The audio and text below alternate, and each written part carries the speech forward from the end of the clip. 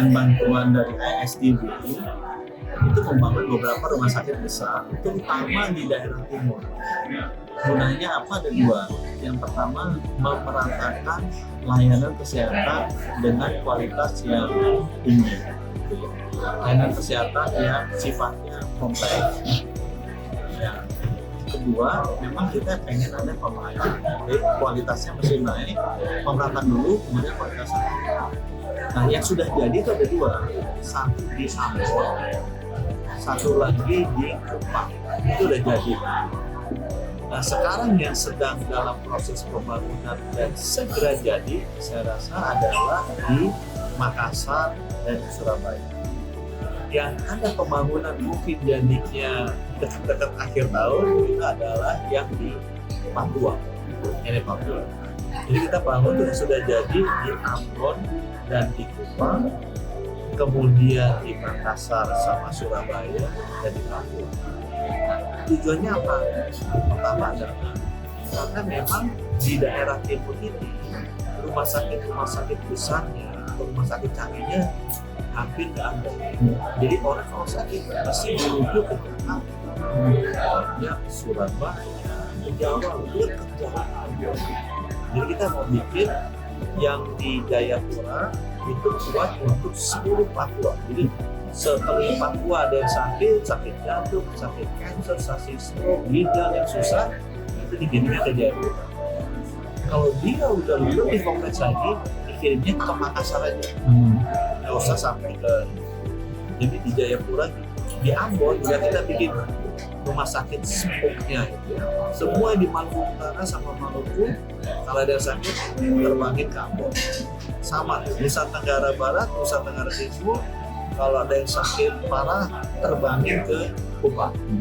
Nah kalau Kupang nggak bisa handle, Ambon nggak bisa handle, Papua nggak bisa handle, sama kita bikin rumah sakit di IKN yang di Kalimantan nggak bisa handle, itu bisa masuk yang lebih gede lagi, yang super hub.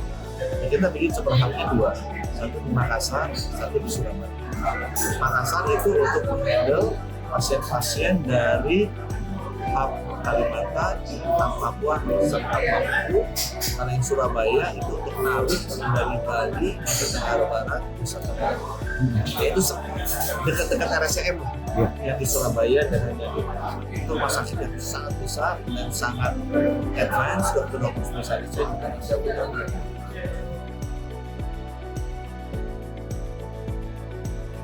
Surabaya dan Makassar itu insya Allah buka jawabannya presiden.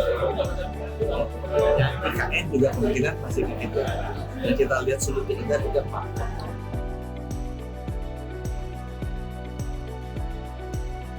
Kita selain juga melakukan pembangunan rumah sakit baru, kita melakukan revitalisasi. Nah, rumah sakit kita bisa kita lihat master plan-nya tuh nggak ada.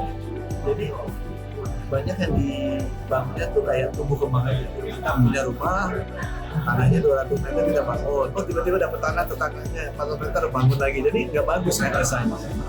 Nah sekarang ya sih kita lakukan semua rumah sakit Kemenkes yang 34 ini kan tumbuh kembang. Ya. Itu kita rapikan master plan-nya, kita bangun secara. Nah yang sudah mulai dibangun itu di Jakarta ada di Rumah Sakit Persahabatan, kemudian Rumah Sakit Darmais. Jadi teman-teman kalau lihat Persahabatan itu udah hampir jadi tuh gitu, berapa persen. Darmais kalau lihat dari sebelah tuh lihat dari 21 tahun. Di Bandung Rumah Sakit Hasan Sadikin. Di Jawa Tengah kita bangun Rumah Sakit Sadiko. Kemudian di Sulawesi kita bangun Rumah Sakit Wahidi. Jadi Wahidi, Sadito, Hasan Sadikin, Persahabatan, sama di Darmais itu rumah sakit yang kita mulai bangun juga, dan itu juga semuanya akan selesai tahun ini. Saya ada tambah satu lagi, ini rumah sakit umum daerah tapi Kemenkes juga membantu, itu rumah sakit jantung khusus di Solo. Ini dapat hibah dari dan kita juga ada dapat satu hibah lagi dari Jepang untuk rumah sakit jantung. Harapan kita sebagai Darmais, ya kalau Darmais 21 juta, kita akan jadi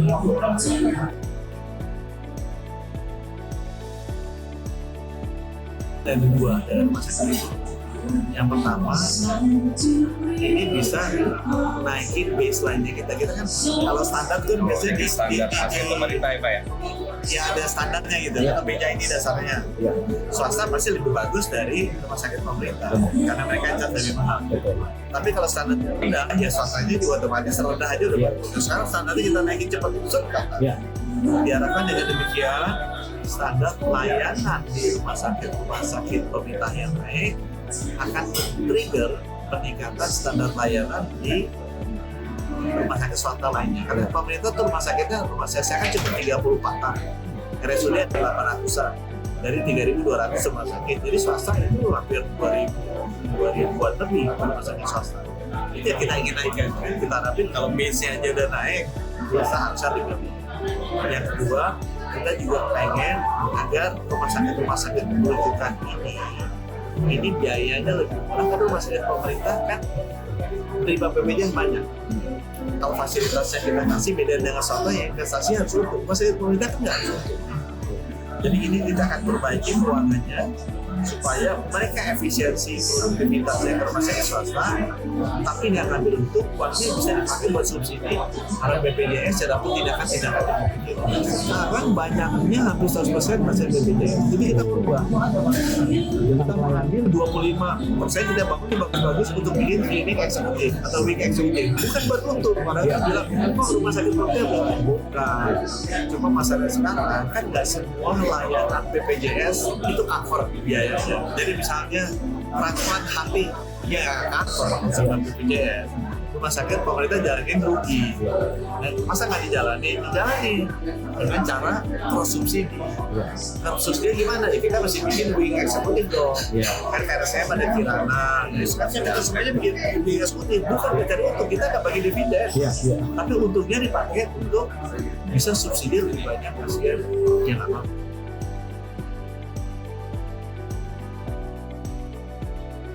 Itu dapat pinjaman dari ISDB, jadi ada bagian dari pemerintah tapi sedikit ya banyaknya dari ISDB ya antara 600 sampai 800 miliaran.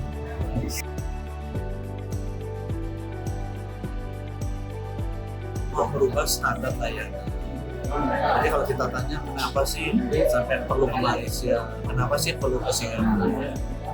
Itu bukan hanya masalah keahlian dokternya, tapi standar pelayanannya lebih baik, gitu kan, hospitality-nya lebih baik, clinical procedures-nya lebih baik. Jadi Indonesia dokter, jadi hanya kerjain sendiri, kalau sana kerjanya dia kalau kena cancer, dia ada dokter bedanya, dokter cancernya, semuanya udah begitu tuh disiplinnya.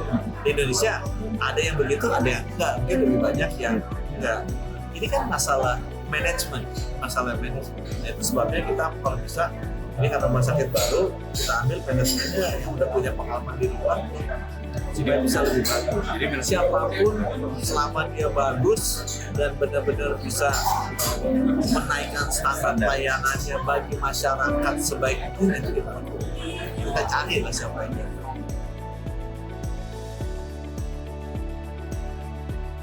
Harga itu selama demand lebih tinggi dari supply itu pasti harga tinggi.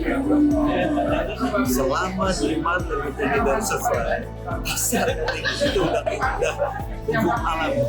Yang kedua, selama kualitas dari supply-nya itu sangat jauh perbedaannya, itu diskrepansi harga pasti sangat tinggi.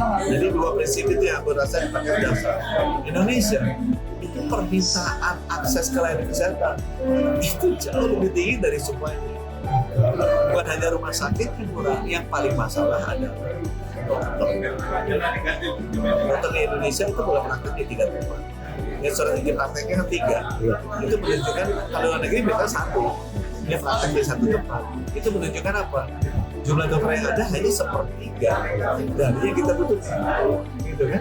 Jadi ini harus diperbanyak, rumah sakitnya diperbanyak, dokternya lebih diperbanyak. Jadi Pak Prabowo benar itu memperbanyak fasilitas dokter. Banyak orang bilang wah nggak benar masalahnya gini. Ya dokter kita masih levelnya Yemen dan Tonga kalau di per populasi 280 juta berapa dokter itu kan ada standarnya juga sih. Kita Yemen Tonga, even di bawah Timur, di bawah Filipina, di bawah Vietnam, dari sisi ketercukupan. Jadi supply side-nya kita mesti tambah. Selain dokter, rumah sakitnya itu mesti tambah. Kemudian yang kedua, masalah gap standar itu beda. Kita antara rumah sakit tipe D yang ada di kabupaten dengan yang ada di kota itu gapnya jauh sekali. Nah ini yang harus distandarkan. Bagaimana standar kita paksa supaya standarnya ada, itu dengan regulasi dan juga dengan insentif BPJS. Kita bersyukur punya BPJS, karena BPJS itu pengawasan kalau nggak dibayar. Orang kan insentifnya dengan uang. Nah diharapkan dengan BPJS dengan perusahaan asuransi bisa menjaga standar. Kalau enggak kan, tahu dia datang ke dokter mau dicat sunat, mau dicat 100.000, mau dicat 500.000, 1 juta. Satu-satu yang nggak pernah ditawar pelayanan kesehatan itu adalah makan sama rumah sakit. Kalau kita ke warung kan nggak pernah nawar, nggak pernah nawar. Tapi kalau apa segala macam baju elektronik, apa handphone semua ditawar. Yang nggak pernah ditawar itu hanya makan sama pelayanan kesehatan. Karena orang umumnya nggak tahu pelayanan kesehatan itu. Nah itu karena dia hanya ditawar, informasi yang nggak simetris itu beda harganya.